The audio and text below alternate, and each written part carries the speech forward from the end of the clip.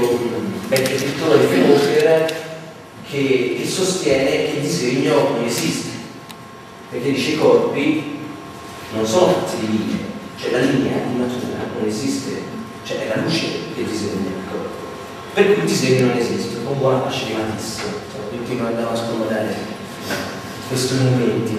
Comunque, per tornare a quello che mi spinge a dipingere, se no allora, dunque io da quando ho cominciato ad avere a che fare con i processi creativi ho capito che non escludo affatto la possibilità di cambiare i processi creativi, che siano oltre alla pittura, alla scrittura, che ne so, magari anche il design. Oh, non vi do il lavoro, non vi preoccupate. No, perché poi la cosa grande del processo creativo è questa, è l'assoluta assenza di competizione, proprio per il discorso esistenzialista che vi facevo prima, cioè non è che uno crea per soldi, per vanità, per competizione, cioè uno crea perché non può fare altro, perché se altrimenti impazzirebbe.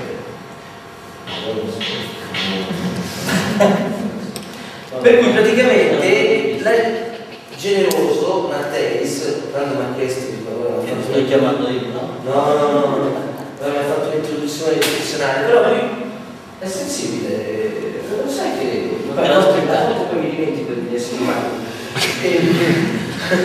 No, vabbè, capito che sono passato attraverso profondi processi di creatività, insomma, alla fine quando poi uno lavora molto, almeno nel mio caso, io passo più tempo a guardare l'opera d'arte che a lavorarci, per cui magari ci sta che stia a guardare un quadro su cui sto lavorando per 4-5 minuti, cioè senza muovere, magari per dare colpo, dipendendo, a vostro modo di vedere sono geniali, no? Perché poi ognuno in qualche modo è anche vanitoso, anche se non se la deve raccontare, deve essere molto attento a quello che sta facendo, però insomma state lavorando a un progetto che vi torna, che funziona e poi è bello è scoprire se stessi in questo mondo, per cui quando siete nei lavori avrete voglia di parlare, anche perché poi parlandone in qualche modo si mascherate anche voi stessi, per cui non fare in continuazione, fare in continuazione, come se fosse i tre contadinieri di Fatima che hanno una rivelazione e ci hanno convinto tutti, poi alla fine hanno convinto un mondo di gente a fare. C'è Bullman, immaginate di passare notte così all'impatese verso la corte sensibile, la gente potrebbe aver pensato che avessi qualche cosa da dire sulla creatività, giusto? Ecco. Io mi sono convinto che l'artista fa esperienza d'arte solo facendo arte, indipendentemente dal mezzo usato, e soprattutto gli artisti si interrogano sui metodi attraverso cui l'immagine prende corpo, prende forma e l'arte secondo me è un sistema che in qualche modo si autoregola per me sostenere, perché da quando sono finite le grandi commissioni della Chiesa o dei privati, quindi io sto parlando del Novecento, sto parlando di Picasso, da quando insomma sono finite le commissioni, l'artista è alla ricerca non di un'immagine ma alla ricerca di un linguaggio, e se Picasso per esempio non si fosse messo a studiare l'arte africana non avremo mai un quadro di rottura come questo sembra un come la Mosè d'Avignon. Una cosa mia, uno dei più grandi romanzi di lingua inglese, un romanzo sul mare, si chiama Moby Dick, penso che lo conoscete.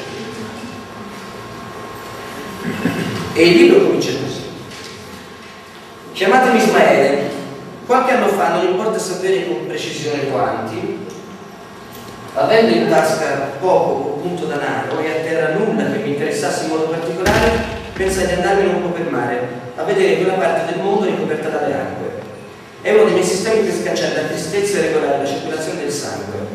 Ogni qualvolta mi accorgo che la ruga attorno alla mia bocca si fa più profonda, ogni qualvolta c'è un umido, tedioso novembre nella mia anima, ogni qualvolta mi sorprendo fermo, senza volerlo, davanti alle agenzie delle pompe funebri o dietro a tutti i funerali che incontro, e specialmente ogni qualvolta l'insofferenza mi possiede a tal punto che io devo fare appello a un saldo principio morale per trattenermi dal discendere in strada a buttare giù metodicamente il cappello di teste passanti, giudico allora che sia venuto il momento di prendere il mare al più presto possibile. Ora, perché vi ho detto questo? Vi ho detto questo perché voi capiate che l'arte, almeno cioè bisogna ripartire verso una destinazione ignota che non abbia confini, come il mare. Tanto che spesso quando io poi monto un telaio, sarà in legno, in chiodi, insomma a me mi sembra di montare la zattera di un naufrago che sta abbandonando l'isola. Tra l'altro poi questa similitudine tra arte e mare mi sta molto a cuore perché molti grandi artisti, molti grandi scrittori hanno proprio parlato di questo, dallo stesso a Conrad, a Verne, a Jack London, e allora insomma mi sono messo a pensare, poi io ho un'altra parte a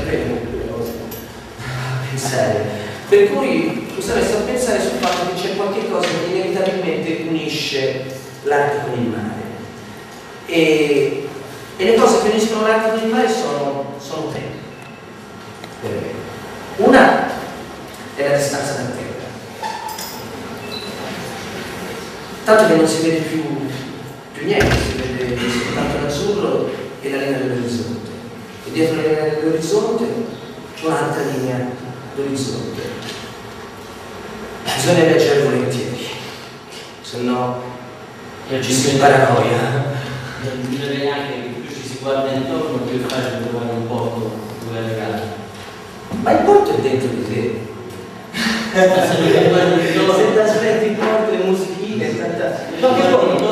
avendo la barca, quando poi ti arriva il porto, io l'ho vissuta questa emozione, quando si arriva a un porto, dopo 2 o 3 giorni di navigazione, si butta l'ancora in rada, non ci sa quale scendere.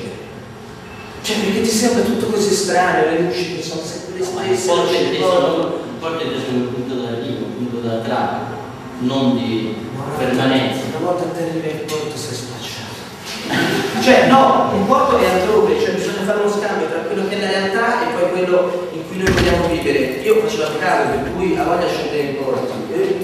Ma insomma, quando fa l'artista non mi fa scendere. Perché cellulare. Comunque, distanza da terra come prima cosa. La seconda è il non sapere cosa c'è sotto e soprattutto il non volere buttarsi, perché sotto c'è 11 km di abissi, fa paura buttarsi in alto mare. La terza è il poter fare affidamento soltanto sullo spazio fisico che ci è assegnato e quindi il massimo rispetto. Sapere esattamente che si sta perdendo e premunirsi di tutto. Per cui, in qualche modo, in questa mia riflessione, alla fine la sintesi qual è? Che il concetto essenziale di tutto questo è il concetto del viaggio. E siccome il viaggio, a mio modo di vedere, equivale all'avventura, quando è che poi uno vive veramente un'avventura durante un viaggio? Quando si perde. Noi, insomma, a me e a voi, che fate progetti, insegnate a un certo punto, perdetevi. È fondamentale, perché, ma non da voi stessi, perché quando uno viaggia si perde da tutto, ma non da se stessi. Cioè, anzi, voi stessi siete l'unica cosa che potete portare presso. Perdersi dalla realtà che ci circonda, entrare in una meta-realtà, in una realtà che non abbiamo visto fino adesso, nell'imprevisto, nell'imprevedibile, creare un luogo senza spazio e senza tempo dove tutto può accadere. C'è un momento, non so se vi è capitato di fare un viaggio in posti lontani dove a un certo punto cambia tutto, soprattutto fuso orario, perché poi è importante lo stato. Sud-est asiatico, America Latina, Alaska, insomma lontano, dove c'è un momento in cui che non coincide mai con la partenza, mai, perché nella partenza c'è troppi cellulari che trillano, troppi zaini di vita, e allora troppi italiani. Dici, ma sta a San Paolo, mi compri una casa, un piccolo terreno a Florianopolis, perché no? e non torno più. No, insomma, in qualche modo l'imprevisto prende il sopravvento. Ed è un momento eccezionale,